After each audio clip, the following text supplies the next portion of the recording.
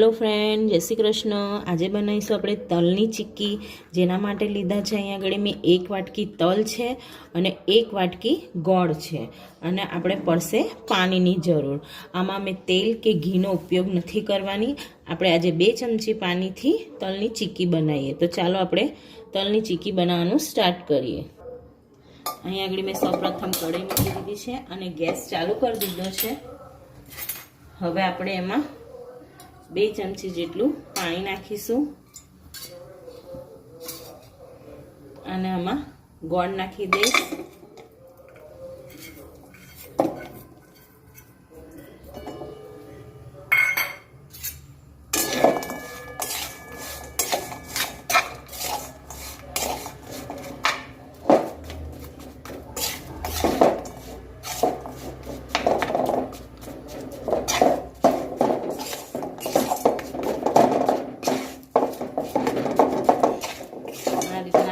गोळने शेकीने लेवानो छे। एकदम आपणे आनो सरस एकदम गोळ ओगળી जाए અને જ્યાં સુધી એનો કલર ના બદલાય ત્યાં સુધી શેકવાનો છે।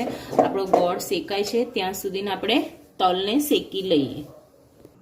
આપણા ગોળ શેકાય છે ત્યાં સુધી આપણે તલને શેકી લઈએ। આપણે વધારે તલ શેકવાના નથી, બસ 2 થી 3 મિનિટ આપણે તલને શેકી લેવાના છે। આ રીતના આપણે તલ શેકીને તલ પાપડી બનાવીએ, ચીકી બનાવીએ તો બહુ જ સરસ લાગે છે। એકદમ ક્રન્ચી સ્વાદ આવશે। એટલે આપણે તલ શેકવાના છે, બહુ આપણે શેકવાના નથી। બસ 2 થી 3 મિનિટ સુધી આપણે તલને શેકી લેવાના છે। આ રીતના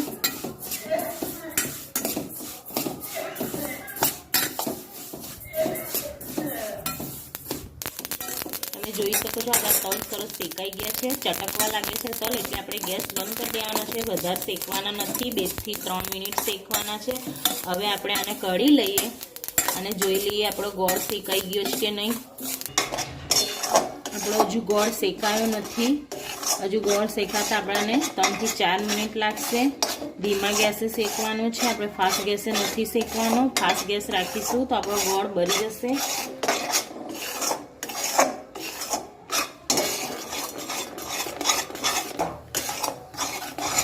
તમે જોઈ શકો છો આપણો ગોળ ફૂલી ગયો છે।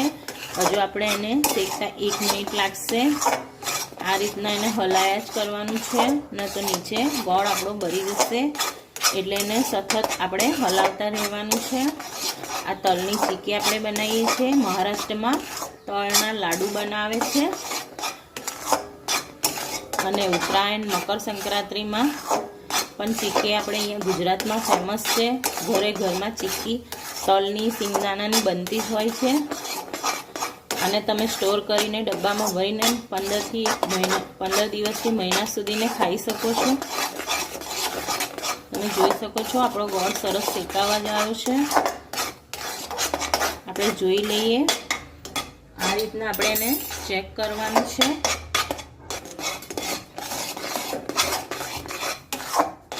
આ રીતના આપણે એને પાણીમાં નાખીને જોઈ લેવાનું છે। જો પાણી નાખતા આપણો ગોળ પાણીમાં નાખતા જોઈ શકો છો તમે, ગોળ આપણો તરત તૂટી જાય છે આ રીતના। એટલે આપણો પરફેક્ટ ગોળ શેકાઈ ગયો છે। હવે આપણે એમાં તલ નાખી દઈશું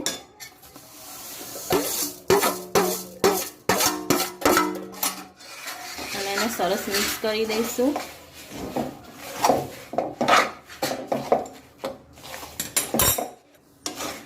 મેં ગેસ ધીમો રાખ્યો છે ને આ રીતના આપણે મિક્સ કરી લેવાનું છે। ગેસ ધીમો રાખીને આપણે મિક્સ કરી લેવાનું છે।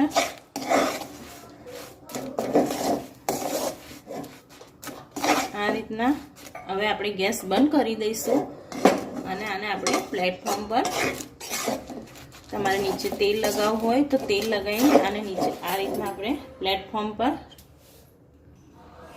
આ રીતના પ્લેટફોર્મ પર મેં કરી લીધું છે। તમે થાઓ તો થાળીની મેં તેલ લગાવીને તમે થાળીની મેં આને કઢી શકો છો। મેં પ્લેટફોર્મ પર નથી તેલ લગાવ્યું, બસ એમ જ એને કઢી લીધું છે। મેં હાથમાં થોડુંક પાણી લઈશ અને એને આ રીતના આપણે ગોલ કરી લેવાનું છે અને મેં વેલણ પર પણ પાણી લગાવી લઉં છું અને આને આપણે આ સરસ આ રીતના કરવાનું છે। તમે નીચે પાણી લગાવી શકો છો, પાણી લગાવીએ તો પણ નીચે ચોંટે નહીં। અને એને આ રીતના કરવાનું છે આપણે.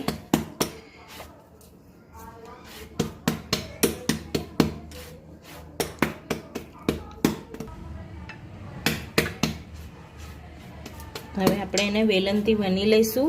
તમને જેટલી પાતળી જોઈતી હોય એટલી તમે આ રીતે વેલણથી વણી શકો છો. એને આ રીતના ચોંટતું હોય તો પાણી લગાવી લેવાનું. પાણી લગાવશો તો પણ નહીં ચોંટે. આ રીતના તમને જેમ પાતળી જોઈતી હોય એ રીતના વણી લેવાનું છે.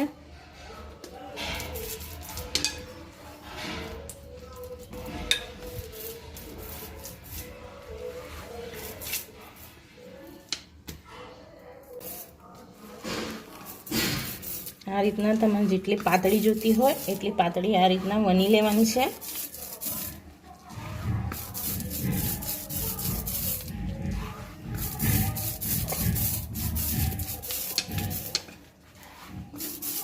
હવે વણી લીધી છે. હવે આપણે ગરમ ગરમમાં જ એને કાપા પાડી દેવાના છે એક ચપ્પાના મદદથી. આ રીતના ચપ્પાના મદદથી તમારે કાપા પાડી દેવાના છે. થોડું થોડું ગરમ હોય ત્યારે જ તમે કાપા આ રીતના પાડી દેજો, ને તો ઠંડુ થઈ જશે તો કાપો નહીં પડે. નાના મોટા સાઈઝમાં જે રીતના તમને પાડવા હોય એ રીતના કાપા પાડી દેજો.